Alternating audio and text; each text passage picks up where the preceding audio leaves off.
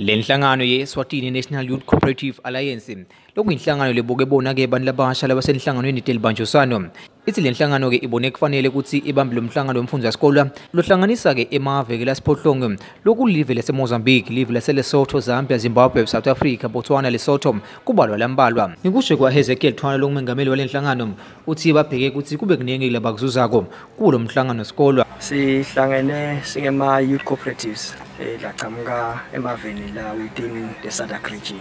Lokusho ukuthi sila 8 wemave lakhona lahlangene. Kuhlangene abantu labasha laba kuleti inhlangano Telibanjiswana. Kutobuketa nje ukuthi ingabe kulesimo lesikiso njengoba sibona ukuthi umhlaba wonke uaffectwe iCovid. Kanzi sibantu laba kuma productions lasebenzela imikhiqizo nemabhizinisi lamanye lahlukene. Njengoba sesi-affected sithi ngenta njani kuqhubekela phambili.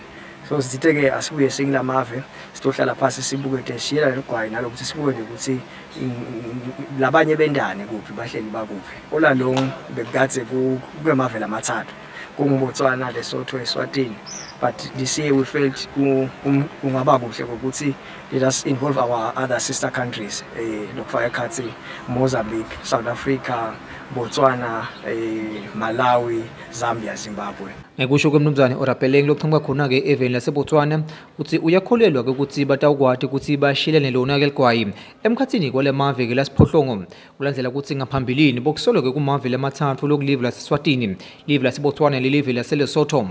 Since we have other countries, we want to learn how they have navigated through the COVID-19 pandemic and actually what they are doing as the recovery plans from their economics and their projects. So hopefully we'll get to know each other, which project we are in and basically what we are doing and what we intend to do as the strategic plan going forward post-COVID. Lo mhlangano kubhekekile ukuthi uze uphethe ngalesihlanu.